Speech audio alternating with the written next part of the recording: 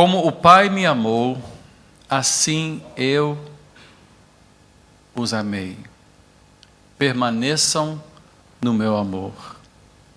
Se vocês obedecerem aos meus mandamentos, permanecerão no meu amor, assim como tenho obedecido aos mandamentos de meu Pai, e em seu amor permaneço.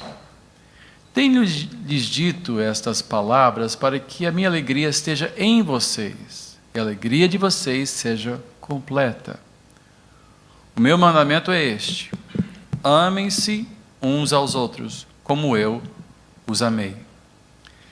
Ninguém tem maior amor do que aquele que dá a sua vida pelos seus amigos. Vocês serão meus amigos se fizerem o que eu lhes ordeno. Já não os chamo servos, porque o servo não sabe o que o seu senhor faz. Em vez disto, eu os tenho chamado amigos, porque tudo o que ouvi de meu Pai eu lhes tornei conhecido. Vocês não me escolheram, mas eu os escolhi para irem e darem fruto, fruto que permaneça, a fim de que o Pai lhes conceda o que pedirem em meu nome. Este é o meu mandamento: amem-se uns aos outros.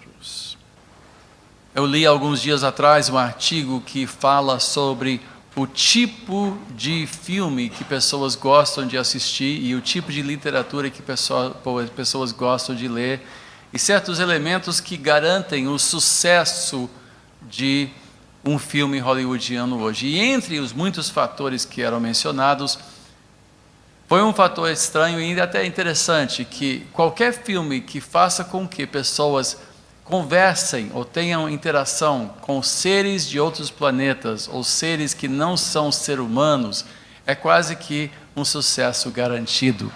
Pessoas se encantam com a ideia de falar com alienígenas ou com duendes ou com pessoas que não são, não vou dizer que não são normais, porque nem todo mundo gosta de falar com pessoas anormais, mas eu estou falando,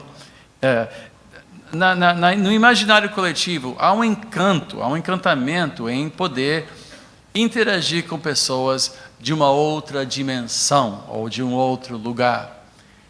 E eu tenho pensado sobre isso, já faz tempo que eu venho pensando sobre esse fator que os próprios analistas da dramaturgia, especialmente hollywoodiana, calculam nas suas fórmulas de filmes que vão dar certo ou não vão dar certo. E de fato, nós temos um fascínio com essas coisas, seja Senhor dos Anéis, seja... me lembro de um filme, Pax, alguma coisa, Ipax ou Pax, alguma coisa assim. Se lembra que tinha um alienígena que todo mundo achava normal, mas ele falava de vir de um outro lugar, era Pax, né?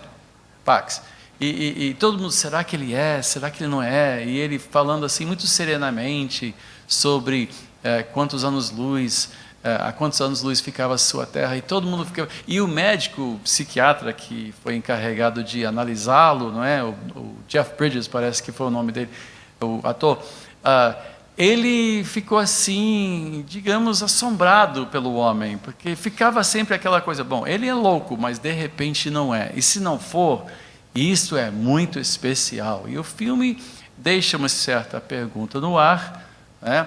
Mas sugere que realmente tratava-se de um ser extraterrestre. E não havia efeitos especiais, um pouquinho de jogo de luz, mas nada de especial. Mas o discurso todo era esse encanto. De onde vem isso?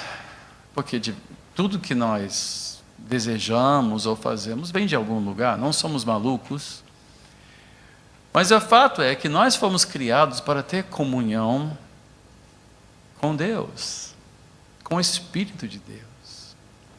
Isso nos remete para fora de nós mesmos. Isso nos remete para uma dimensão de vida que nos encanta muito, embora não entendamos exatamente porquê. Mas é porque nós fomos criados para Ele. E como disse Agostinho, meu coração vivia inquieto até achar pouso em Ti.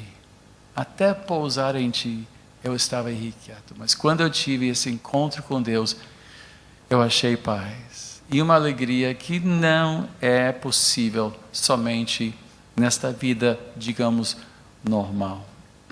Nós sabemos que a Santíssima Trindade, falamos sobre isso semana passada e retrasada, que a Santíssima Trindade vive numa espécie de dança, teologicamente chamado o pericorese, que é o quê? É a habitação mútua do Pai no Filho no Espírito, o Espírito no Pai e o Pai.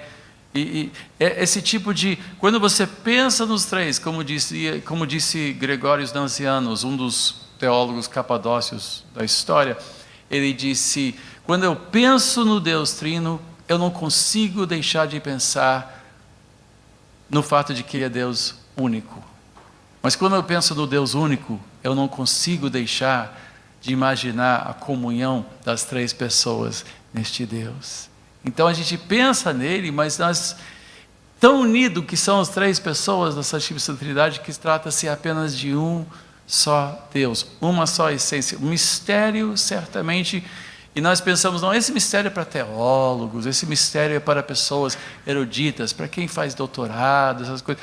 Mas a verdade é que Jesus, ao consolar os seus discípulos, estava prestes a ser crucificado, estava prestes a ir embora, mas ele disse: eu não os deixo órfãos, eu vou mandar o Espírito Santo. E ao explicar isso, ele começa a falar sobre o Pai.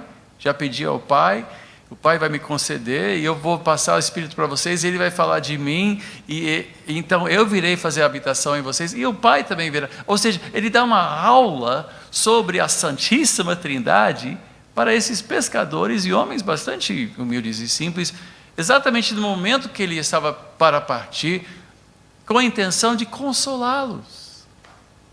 Então a Santíssima Trindade não é, digamos, uma área controvertida e complicada da teologia, mas faz parte da nossa vivência com Deus e é motivo de alegria. Deus em comunhão consigo mesmo, Ele em amor para com o Filho amando o Pai amando o Espírito amando o Pai, o Espírito amando o Filho amando o Espírito. É por isso que nós podemos dizer que Deus é amor, porque Ele já vivia num relacionamento amoroso eterno para toda a eternidade, e quando Ele nos criou não porque Ele sentiu carência do homem. Ele não criou. Há pessoas que acham que Deus criou o ser humano porque ele estava só, ele estava solitário. Não é verdade. Deus estava completo em si. Nós costumamos reunir a família toda semana, e quando a família se reúne comigo, meus filhos, noras, futura nora, noras plural, né? Tem futura, e os netos, eu me sinto completo, sabe? Não é porque eu não queira bem a mais ninguém, mas eu digo, aqui, se eu ficar aqui com esses, já estou feliz, estou completo. Então Deus estava completo, mas Ele criou o homem como uma expressão do seu amor, e agora Ele nos convida para fazer parte desta reunião, desta comunhão sagrada com Ele. Ele nos criou para este fim, para termos comunhão plena com Ele, ao ponto de dizer, naquele dia compreenderão que eu estou em meu Pai, vocês em mim e eu em vocês. Ou seja, não é apenas os três agora, mas são os três mais nós. Mais nós. Que convite maravilhoso, que promessa maravilhosa. Isso atende ao anseio do nosso coração.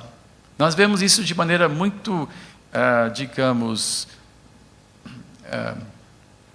corriqueira, humilde, simples, nesse fascínio com seres de outros planetas e tal. Mas a verdade é que no fundo, isso reflete o anseio da criatura de ter comunhão com o seu Criador. Agora, nós fomos unidos a Cristo no dia em que nós fomos salvos, né? Romanos 6, versículo 4, fala sobre o batismo, dizendo que nós fomos unidos a Cristo, tanto na sua morte, como também na sua ressurreição.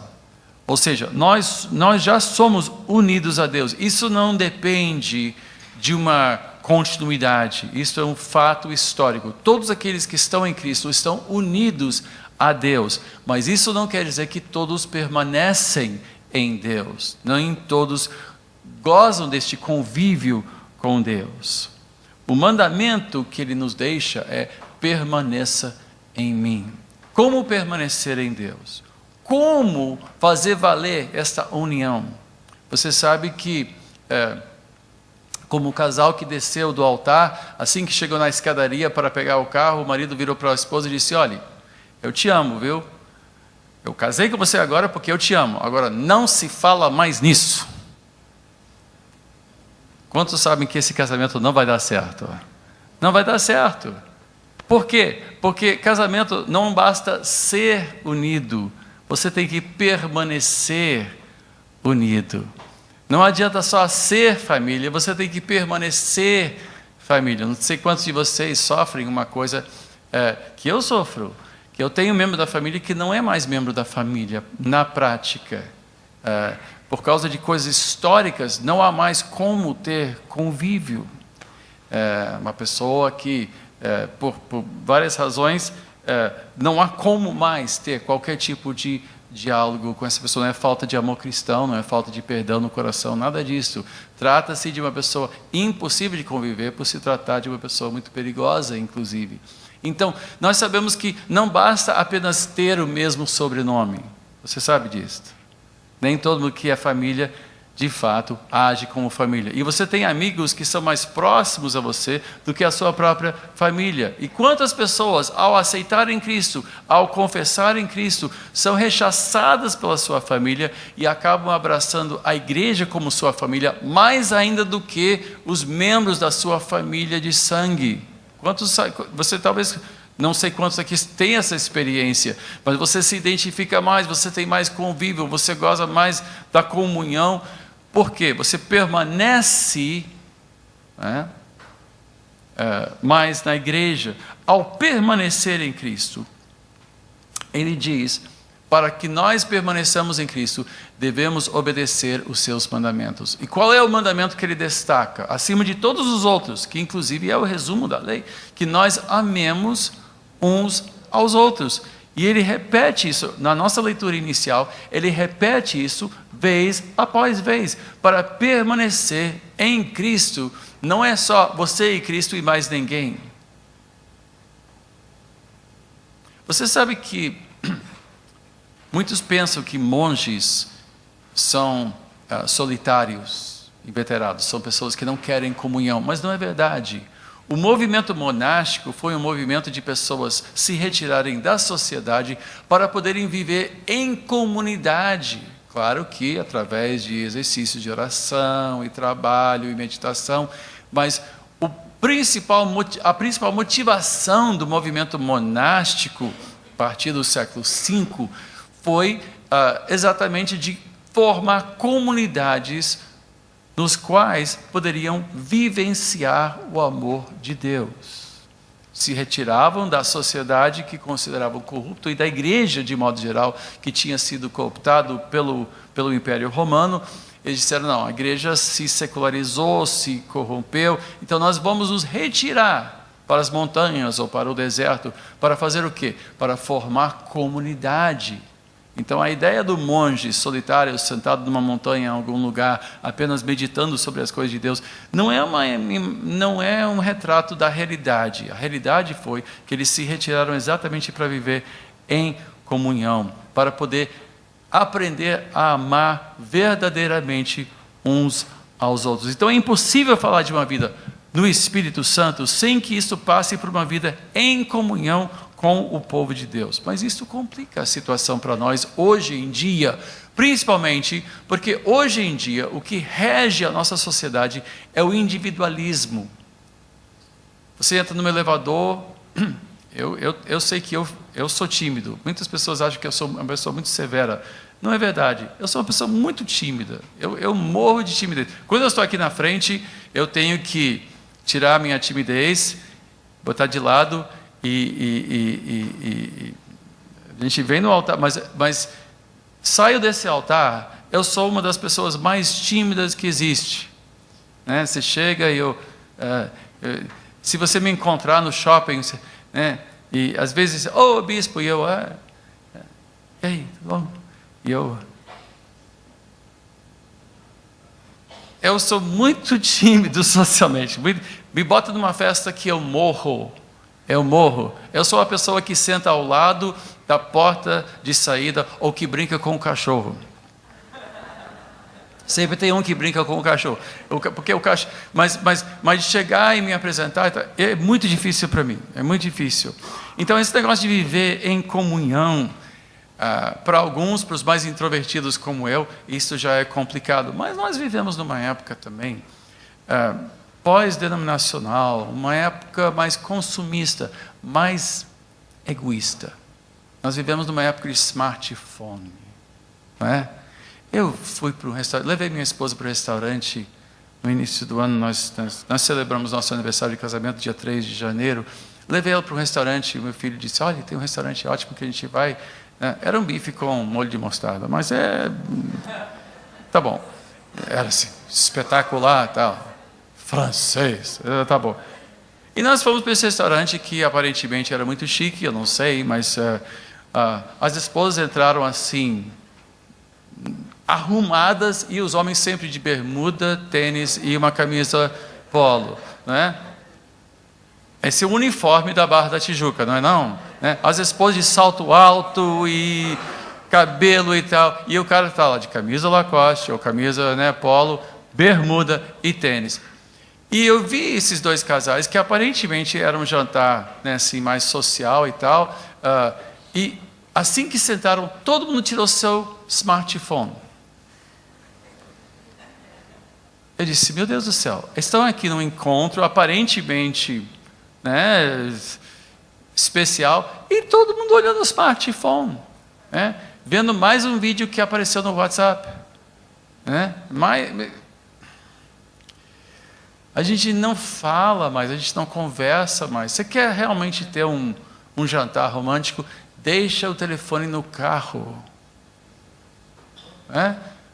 E eu vi famílias inteiras, pai, mãe, 3 filhos, todo mundo sentou na mesa e todo mundo, depois de escolher a comida, antes mesmo de escolher a comida, todo mundo tirou o iPhone ou o smartphone para ver se tinha Facebook, se tinha Instagram, se tinha e-mail, se tinha WhatsApp, para uma rede social. Olha, redes sociais são tão antissociais, não é verdade? O efeito é tão antissocial, porque nos liga a pessoas com quem não temos nada, não conheço. Eu vejo pessoas que dizem, meu amigo, eu não conheço você. Né? E há pessoas que por causa do Facebook, eu chego num lugar, você me conhece? Eu disse, não. Aí ficam chateados, mas eu estou no seu Facebook. Eu disse, e daí? Você é desse tamanho o Facebook. Também você é desse tamanho, estou vendo você grande e tal. Facebook, você é desse tamanho. Como é que eu posso ser amigo de alguém desse tamanho? Eu não posso, é difícil.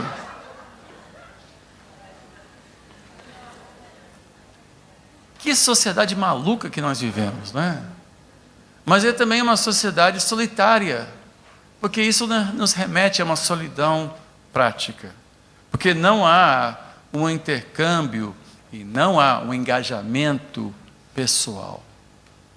É tudo a nível de ideias, é tudo a nível de vídeos na YouTube de gatinhos fazendo coisas, ou de cachorros fazendo alguma coisa, ou de... E nós vivemos numa época onde pessoas cada vez mais estão dizendo, não, eu não preciso da igreja para ter comunhão com Deus. Eu não preciso pertencer, porque eu e Jesus, basta eu ter um pouquinho do Augustus Nicodemos na YouTube, um pouquinho do Paul Washer, um pouquinho do John Piper, e eu estou ótimo, estou bem. Eu posso me alimentar muito bem, e de fato você pode aprender muitas coisas, mas isso não vai promover comunhão com o Espírito Santo. Pois a comunhão com o Espírito Santo passa por uma obediência a quê? Qual é o mandamento que nós temos que obedecer? É amar uns aos outros. Nós temos que amar o nosso próximo. A igreja está em apuros, sim, mas isso não quer dizer que a igreja não tenha seu papel. Tem um papel crítico, crucial, fundamental na nossa espiritualidade. A espiritualidade individualista é um oxímoro, é uma contradição de termos, é algo que não existe, como água seca. Não existe água seca, como também não existe espiritualidade individualista. Toda verdadeira espiritualidade, toda comunhão verdadeira com o Espírito de Deus passa por um engajamento com um corpo, com uma igreja. Pois onde 2 ou 3 estão reunidos, disse Jesus, ali estarei. Você sabe que, por curiosidade, só para lembrar da citação, porque é difícil lembrar onde fica todos esses versículos, o pastor John e o pastor Marcelo sabem. Você pergunta e eles já sabem onde fica tudo. Eles citam tudo, são brilhantes. Mas eu não sei onde fica esse versículo, então eu fui buscar, usei minha chave bíblica, não é? É um app que tenho, então eu fui achar, e eu achei uma coisa interessante, porque nós vemos assim, onde 2 ou 3 estão reunidos em meu nome, ali estarei. E eu pensei, bom, qualquer reunião, qualquer grupo de pessoas que se reúne em nome de Jesus, ele necessariamente está. Mas não é este o contexto desse versículo. Em Mateus, ele já sabe, ele já está procurando, eu nem falei a citação, está vendo? Ele sabe. Mateus 18, abra Mateus 18.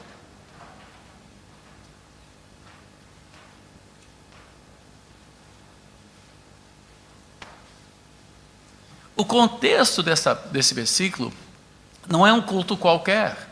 É muito interessante esse contexto.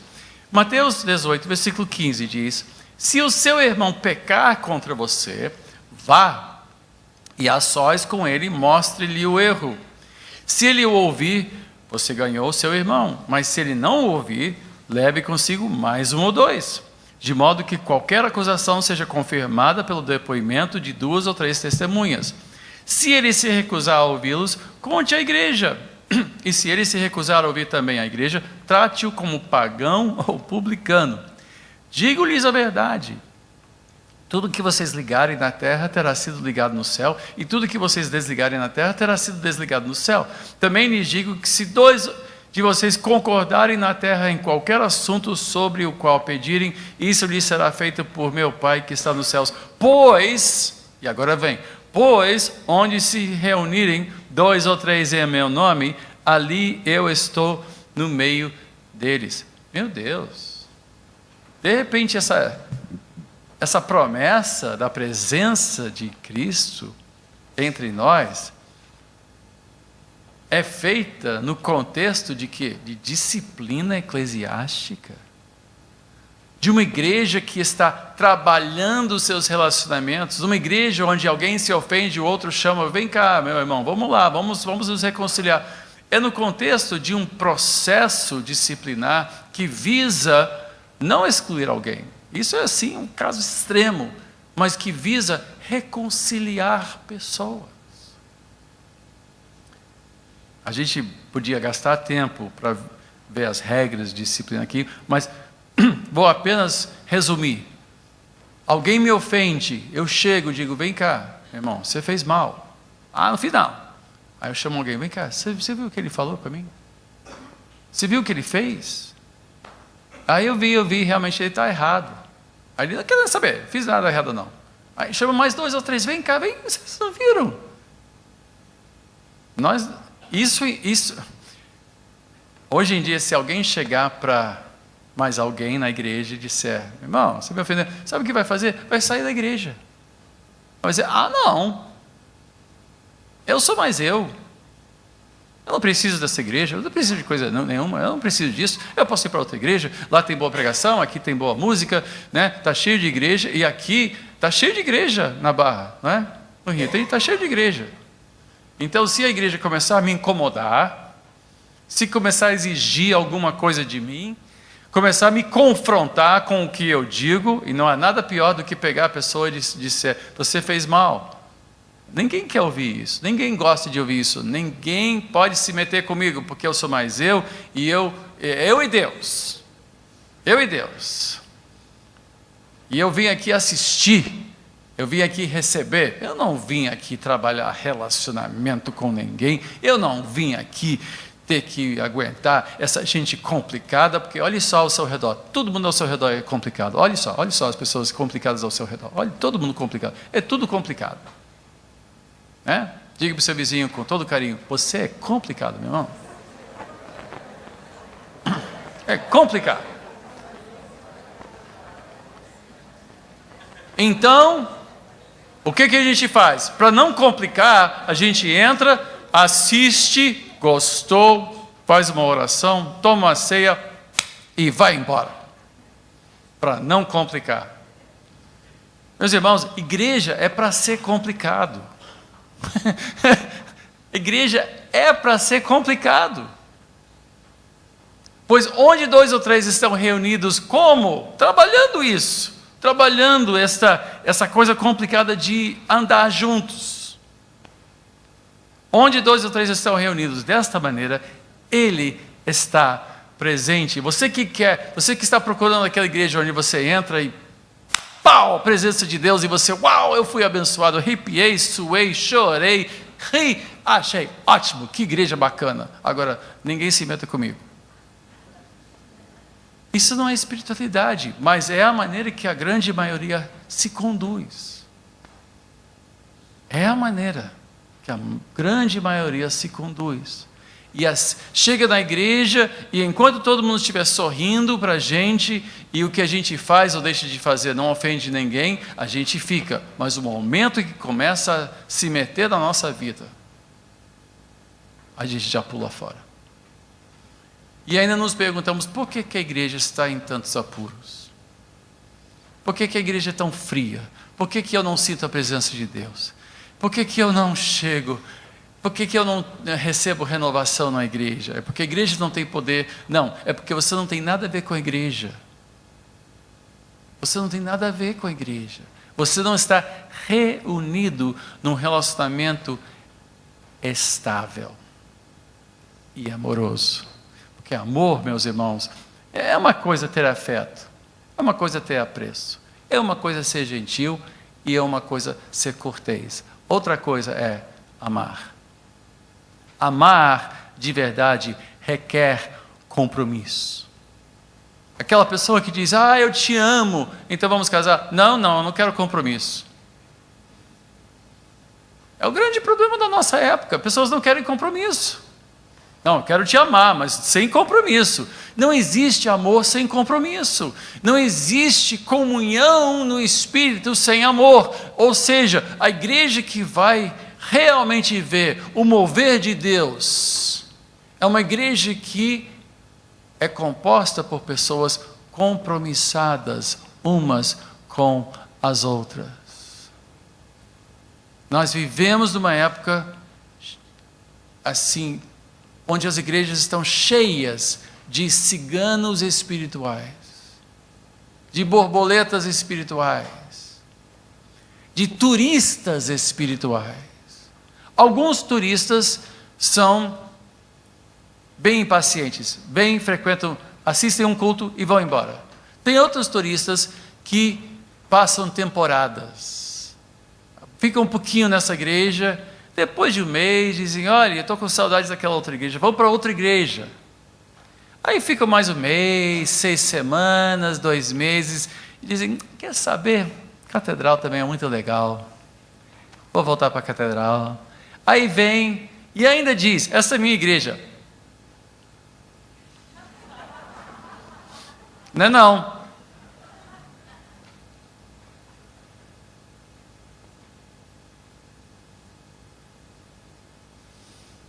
O meu lar é onde eu durmo sempre. Eu sou marido de uma só esposa, eu sou membro de uma só igreja. Alô? Porque amor, é assim que amor funciona. Amor funciona dentro de um compromisso, porque é quando há um compromisso que você tem que realmente resolver os problemas. Não é? Casou, agora tem que se resolver. Agora tem que... Mas nós vivemos até numa época em que nem casamento é mais respeitado e pessoas se separam à toa. Ah, não deu certo. Bobagem. Você não trabalhou. Você desistiu. Não estamos falando de ter poder sobre a vida uns dos outros ou de você ser um vassalo do pastor. Gente, o Senhor é meu pastor, mas nenhum pastor é meu Senhor. Há super apóstolos no Brasil que oprimem pessoas, onde pessoas não conseguem nem tirar férias sem pedir permissão ao apóstolo ou sem pedir permissão ao seu líder espiritual. Meus irmãos, nós estamos aqui para orientar, para liderar, para conduzir a casa de Deus, mas não para patrulhar a sua vida em todas as suas decisões. Não é um lugar de opressão e de controle, mas é um lugar, sim, de compromisso. Há maridos que oprimem suas esposas. Não é assim que o casamento devia ser. A esposa fica preocupadíssima, não pode cortar o cabelo se o marido não aprovar, não pode usar esse vestido, fica preocupadíssima, será que ele vai gostar do jantar? Meu Deus do céu, e o marido senta lá e... E ela fica suando frio e tal. Isso é opressão, isso não é casamento. Isso não é casamento. Então... Mas casamento não é casamento é uma parceria, como também a igreja é um lugar onde pessoas convivem com uma liberdade e também com apoio mútuo, onde entendemos que nós somos pecadores salvos pela graça de Deus e ninguém aqui é mais assim com Deus do que o próximo, nem o pastor está aqui para orientar, para ensinar, para conduzir a igreja, o rebanho do Senhor, mas Ele não é o dono de ninguém, não é o gerente de ninguém, nós não somos gerentes das suas vidas, nós somos líderes em exemplo e em palavra, e nós trazemos a palavra de Deus sem truques, simplesmente apresentamos, entregamos a sua consciência, e então a condução da sua vida, você então tem que responder a Deus sobre isto, mas para que Deus permaneça em nós, e nós nele, nós temos que amar o nosso próximo. E amar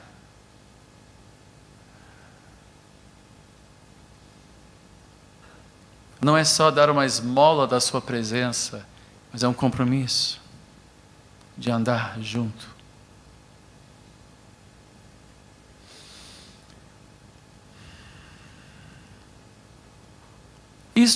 Este é o contexto do mover do Espírito Santo.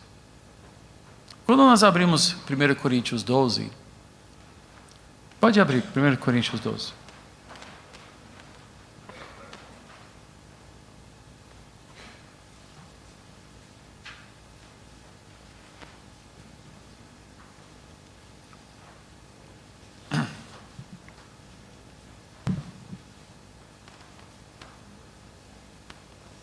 Paulo diz em 1 Coríntios 12, irmãos, quanto aos dons espirituais, não quero que vocês sejam ignorantes. Vocês sabem que quando eram pagãos, de uma forma ou de outra, eram fortemente atraídos e levados para os ídolos mudos. Por isso eu lhes afirmo que ninguém que fala pelo Espírito de Deus diz Jesus seja amaldiçoado, ou ninguém pode dizer Jesus é Senhor, a não ser pelo Espírito Santo. Há diferentes tipos de dons, mas o Espírito é o mesmo. Há diferentes tipos de ministérios, mas o Senhor é o mesmo. Há diferentes formas de atuação, mas é o mesmo Deus quem efetua tudo em todos. A cada um, porém, é dada a manifestação do Espírito, visando ao bem comum. Muitos não entendem esse versículo e até reescrevem esse versículo na cabeça, dizendo, a cada um, porém, é dada a manifestação do Espírito visando o seu próprio bem. Não é visando o seu próprio bem.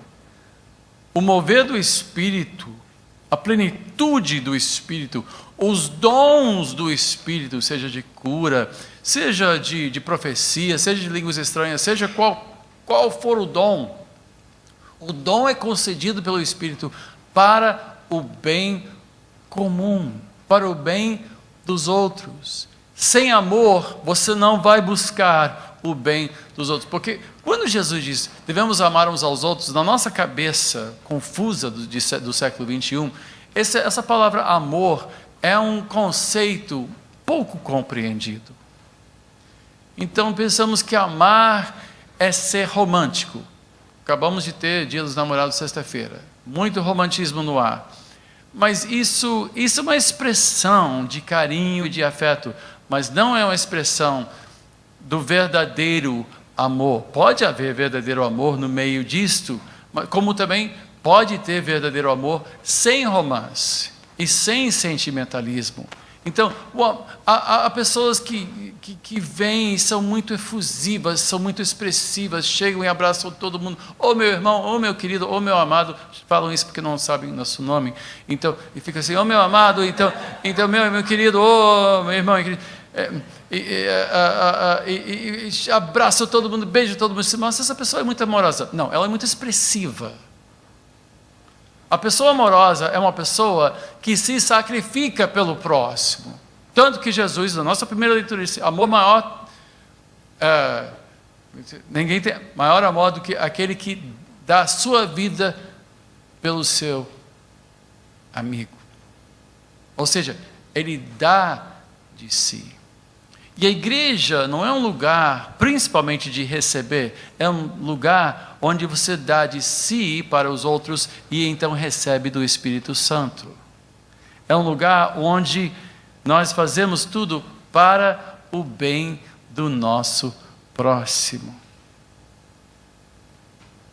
Meus irmãos, nós temos pessoas que servem na igreja, não para ser alguém, não para vestir um terno, num domingo onde a grande maioria está vestido confortavelmente, nós estamos de terno.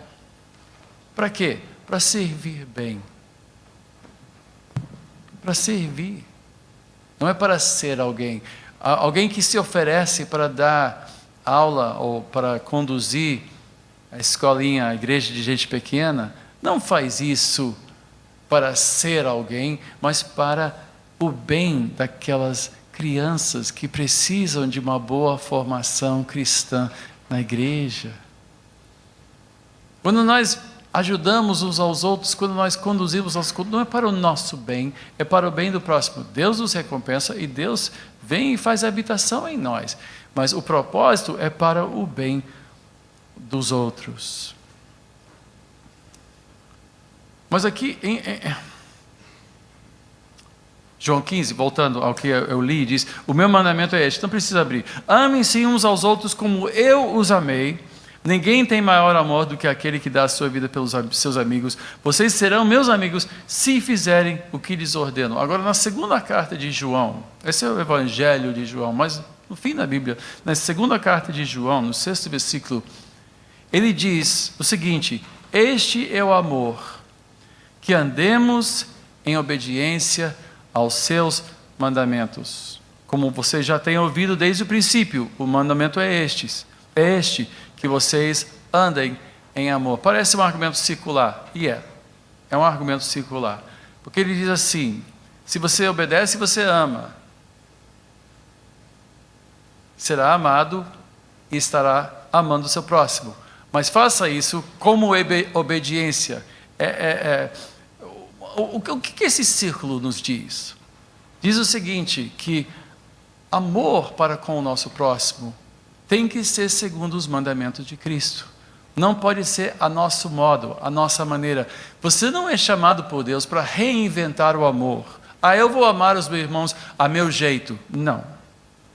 O amor verdadeiro se traduz pela obediência a Cristo no que diz respeito ao nosso convívio. Porque a Bíblia nos ensina a andarmos juntos, sabia? A Bíblia nos ensina. Por exemplo, virar a outra face, não se ressentir do mal, andar a segunda milha, não cobiçar os bens do próximo. O Sermão no Monte está cheio de parâmetros que mostram como devemos amar o nosso próximo. A igreja amorosa não é necessariamente uma igreja expressiva, né?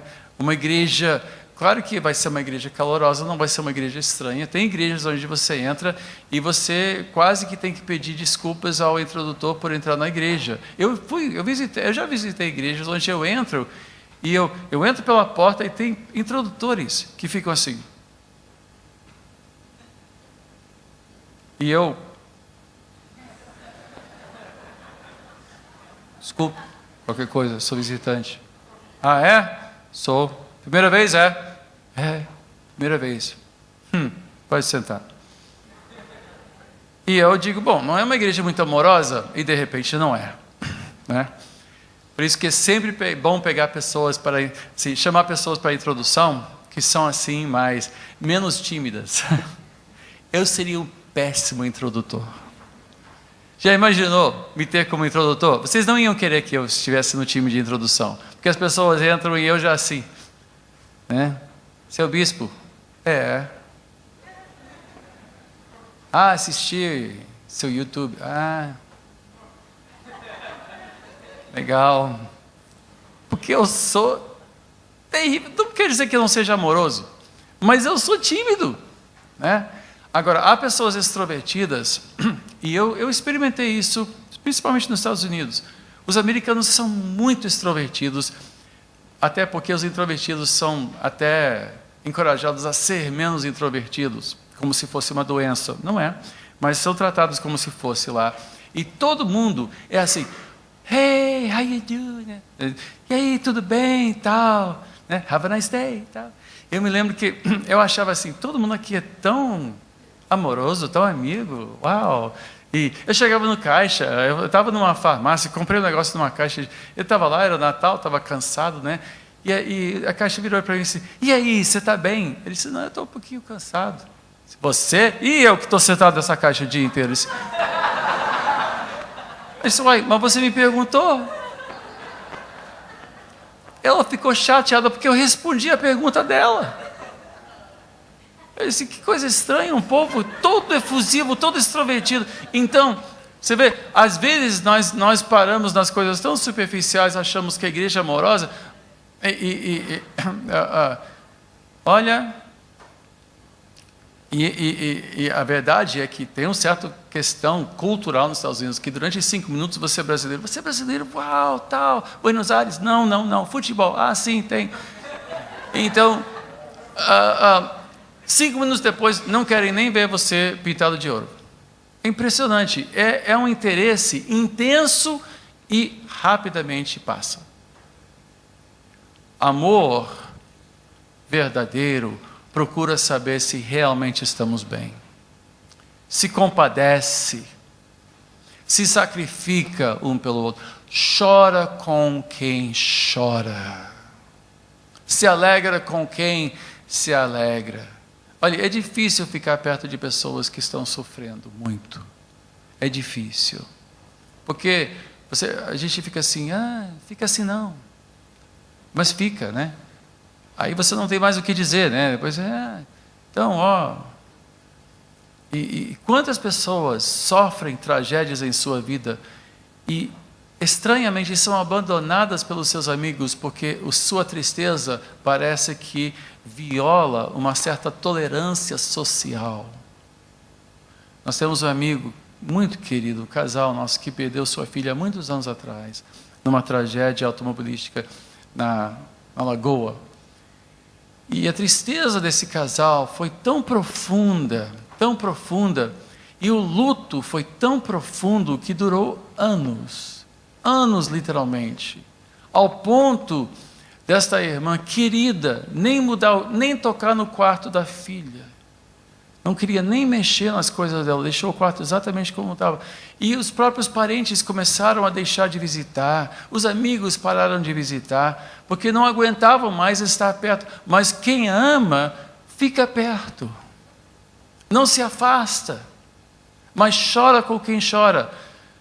Chora uma semana, chora um ano, chora 5 anos que for necessário, mas quem ama não se afasta. E na igreja o amor verdadeiro é o que o Espírito Santo potencializa e o que Ele abençoa com a sua presença e com a sua comunhão. Quando realmente nos doamos uns para os outros, quando realmente sacrificamos nosso tempo, nosso sentimento, nosso conforto, até os nossos bens, então o Espírito Santo pode se mover poderosamente no nosso meio. Pessoas que querem um pouquinho de Deus aqui, um pouquinho de Deus ali, nunca terão essa comunhão profunda com o Espírito Santo. Pessoas que querem sentir alguma coisa, vai para o cinema, vai surfar, você vai se sentir muito bem, né? Bom, talvez não no início, porque você não vai conseguir, mas dá um passeio, anda na praia. Você quer se parecer? Não vem para a igreja para se parecer. Igreja não é lugar para você, estou precisando, sabe, descarregar um pouquinho os maus fluidos, então vou lá tomar aquele biscoitinho e um suquinho e eu vou ficar zen. Igreja não é para isso, não. A igreja não é isso. A igreja é o lugar onde 2 ou 3 estão reunidos, ali eu estarei, disse Jesus Cristo. Mas isso no contexto de quê? De um corpo, de uma família que tem compromisso mútuo. Por que vemos pouco do mover do Espírito hoje em dia? Porque os bons tempos pentecostais, bons tempos. Há pessoas aqui que já viveram intensamente a vida no Espírito, presenciando e participando e sendo até usado com dons espirituais. Mas pense no compromisso que você tinha com aquela igreja naqueles tempos. Quando você chegava na igreja do trabalho e já arregaçava as mangas e procurava o pastor dizendo, pastor, o que eu posso fazer? Como posso ajudar? Onde você estava disponível para as coisas da igreja. Mas hoje em dia, dia de sol, feriadão, fim de semana mais estendido, corremos logo para o sítio, corremos logo para a casa da praia, porque a igreja se torna a opção quando não tem outras coisas para fazer. Amados irmãos, é por isso, creio, em boa parte, que nós não vemos o mover do Espírito de Deus maior, porque não temos esse compromisso de doar, de vir para a igreja doando de nós mesmos, sacrificando-nos uns pelos outros.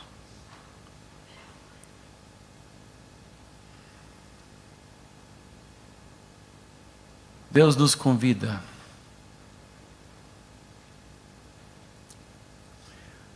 para adentrar e participar desta comunhão sagrada entre Pai, Filho e Espírito Santo.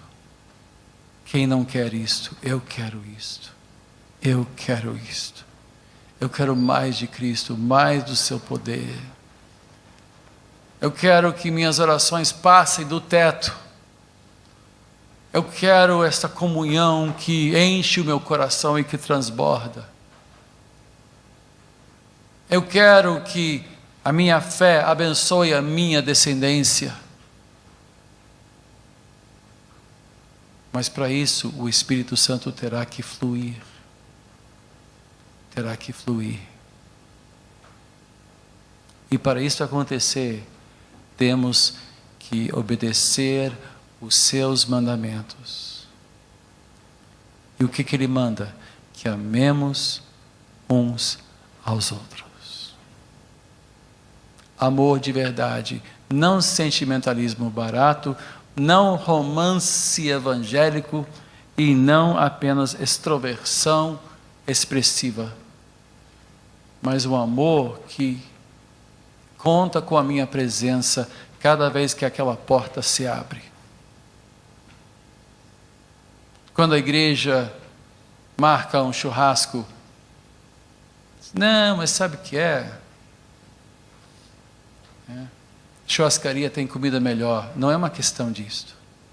Marcamos momento de comunhão porque precisamos obedecer a Cristo amando uns aos outros.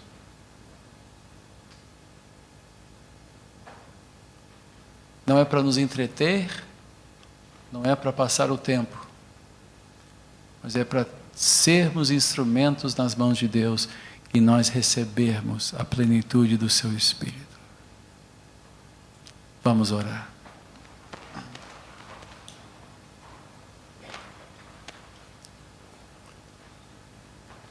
Amado Deus e Pai, tua palavra é verdadeira e fiel. Lâmpada para os nossos pés, luz para o nosso caminho.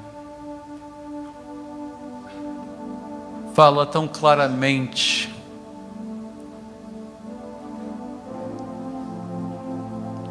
Tão claramente. Mas o nosso coração é endurecido pelo egoísmo,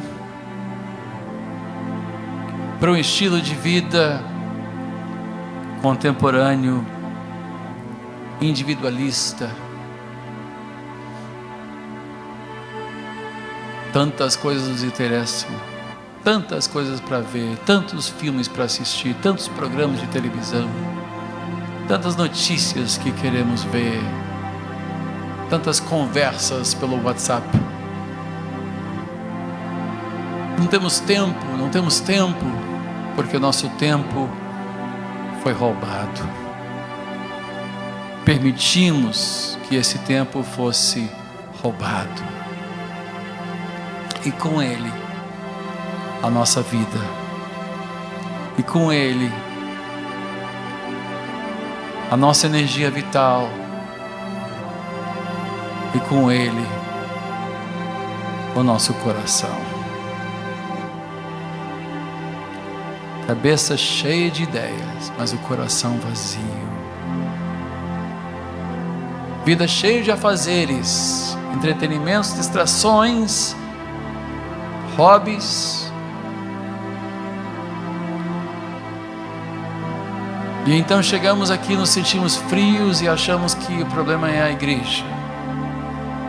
A igreja não tem poder. Quando de fato não temos permanecido em Ti.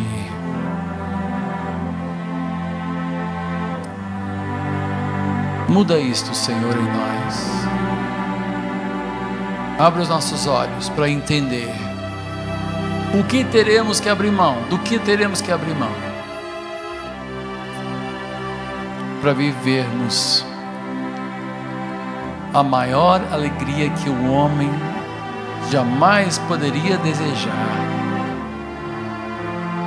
comunhão com a Santíssima Trindade, pois fomos criados para isso. Nossa alma anseia por isto, anseia por Deus, tem fome e sede de Deus. Senhor, confirma essas palavras em cada coração e mente hoje, eu te peço, em o nome de Jesus. Amém.